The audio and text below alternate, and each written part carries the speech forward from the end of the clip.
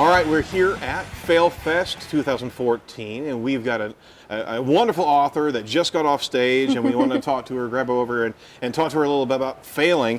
We've got Susan Baroncini Moe, and she actually has, in June of this year, or last year, you actually came out with a book? Last year. Last year. The book is Business in Blue Jeans, How to Have a Successful Business on Your Own Terms, in Your Own Style. Thank you so much for joining us. Thanks for having me. Absolutely. All right, now, I gotta jump into it. We'll get to the book here for a second, but I just heard about a week of failure from HE double hockey sticks. I mean, it was it was rough. It was a laundry list. I'm going to have to ask you to give us a couple of these, or at least just go through the gauntlet that you went through. Well, it started with success. I mean, breaking a world record in 2012, my book coming out in 2013, and then, of course, getting invited to be on Who Wants to Be a Millionaire, Guinness World Records edition, which is exciting. Wow. But once I got on the show, I played well, but I very quickly lost $52,100 like that. And then, yes. That's not good. No, and I had to do it twice because they had a wardrobe malfunction for the host, and they had to have me shoot the losing moment again. Oh, no. And then come on, let's relive fun. that. Yes, that was exciting. And then when I was flying back home, I got an email from my biggest coaching client saying she was ready to fly solo. So, you just lost $50,000. You're about to lose a little bit of your income there. Oh my God. So then when I got home, I was writing a blog post and went to look at the Guinness World Record to get the link for the blog post. You like to link out to those things, right? Yeah, absolutely. And so someone else's name came up on the webpage for my webcast, and I'm like, what's happening here? How did this happen? Maybe it's a digital thing. So I reloaded the page, and no, someone broke my record.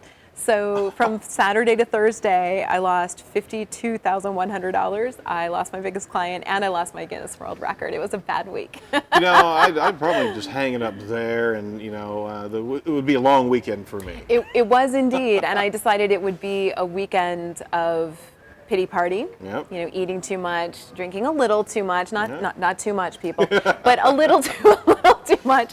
But and I decided on Monday I was going to step into Monday in empowerment, and I wanted to really make sure that when I hit Monday, I wanted to hit it running and hit it solving problems.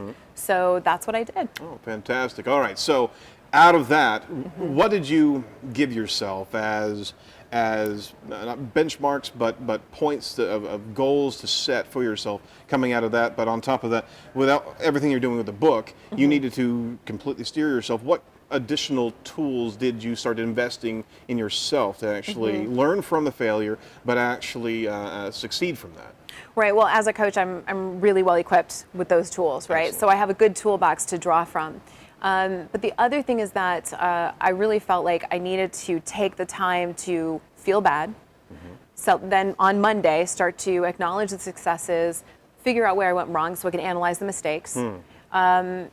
Decide what I wanted my story to be. Did I want to be, somebody who lost a client, or someone who actually helped a client succeed enough that she felt ready to be on her own? Because as a coach, that's a success. So I wanted to make sure I kind of reframed everything, and then I planned for the future. So do I want to get the record back? Do I want to, what strategies do I need to have my team put in place so that we fill the space in my calendar? Right. What are all the things I need to do now? So it was really about, spending time Monday in a place of power and a place of decision making. You mentioned reframing, and that I don't think we can give that enough justice. Is that failure is a perspective. In some ways, yeah. And if you're looking at it in a way that you'll be, we just talked to Scott Hill about being myopic, of just focusing on that, right? You're not actually seeing what else is happening in your environment, in your little mini ecosystem. That perhaps a failure is very much an important opportunity, because you've got something else to be able to go after, and not the challenge that was immediately in front of you. I mean, it's all about perspective change. Yeah, and it's interesting. There's this study about, or this story about a butterfly, and how, when you think about the butterfly, the butterfly is this caterpillar that has to go through this apparently did you know it's agonizing to be a caterpillar turning into a butterfly? Apparently it is. I did not know that. And so, you have to go through some of these things in order to become this beautiful butterfly and fly. And so I kind of look at it like that, like when opportunities come up in my life that Yep. feel like failures, Yep.